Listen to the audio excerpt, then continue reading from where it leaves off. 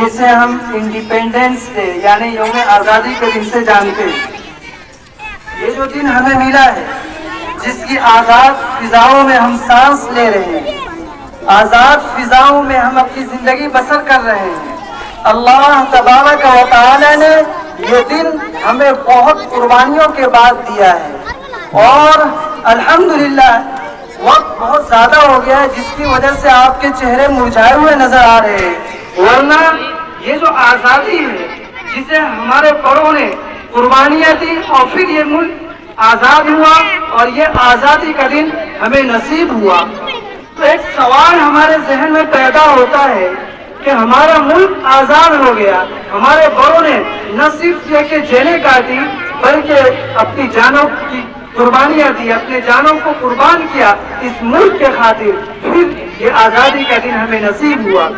मेरे मुहतरम दोस्तों भाइयों, तो जिस एक सवाल ये जहन में आता है कि हमारा मुल्क तो आज़ाद है लेकिन मुसलमान आज़ाद नहीं है, मुसलमानों पर आज जुल्म हो रहे हैं, मुसलमानों के न सिर्फ ये कि मस्जिदों को तोड़ा जा रहा है, मुसलमानों की मस्जिदों को मिसमार किया जा रहा है, बल्कि मुसलमानों के ईमान पर भी हमला किया जा रहा है। एक सवाल जहन में पैदा होता है और इस सवाल को बड़े बड़े मुजाहिद आज़ादी ने भी उठाया। हजरत मौलाना मिन्नतुल्लाह रहमानी फरमाते हैं कि जिस ख्वाब के तहत, जिस ड्रीम को लेकर हमारे बड़ों ने मुल्क आज़ाद किया था, आज वो ख्वाब और ड्रीम हमारी आंखों के सामने नहीं है।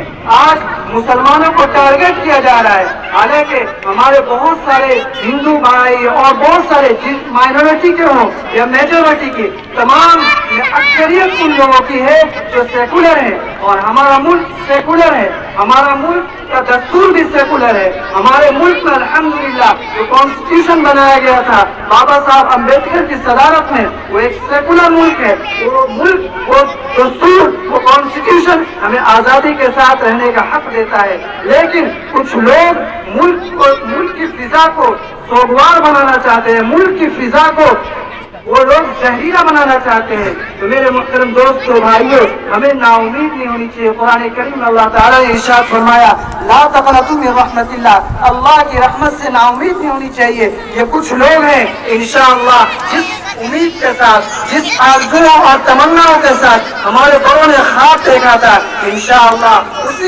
उसी नहज और उसी तरीके के साथ हमारा मुल्क चलेगा। हमारे बड़े कोशिश कर रहे हैं और अल्हम्दुलिल्लाह जिस आज़ादी और जिस उम्मीदों और तमन्नाओं का उन्होंने ख्वाब देखा था, वो मुल्क इंशाअल्लाह हमारा फिर से वही जो सोने का चिड़िया हमारा मुल्क कहलाता था, ये मुल्क हमारा है। हमने इसमें 900 साल हुकूमत की है, बल्कि 950 साल मुसलमानों ने इस पर हुकूमत की है और मुसलमानों के पास ऑप्शन थे दूसरे मुल्क में जाने का, लेकिन हमने इस मुल्क को चूज किया, पसंद किया और इस मुल्क में हम रहेंगे और इंशाअल्लाह पूरी अपने हुकूक के साथ और पूरी अपनी आज़ादी के साथ रहेंगे इंशाअल्लाह। हमें नाउमीद नहीं होनी चाहिए, हमें किसी भी तरीके का, बल्कि आग को आग से नहीं बुझाया जाता बल्कि आग को पानी से बुझाया जाता है। तो ये आग जो लोग कुछ लगाने की कोशिश करते हैं, उस आग को आग से नहीं बल्कि पानी से बुझाने की कोशिश करनी चाहिए। और ये जो अल्लाह तबारक व तआला ने ये दिन दिया है, इस दिन को हमें मुकम्मल खुशी के साथ मनाना चाहिए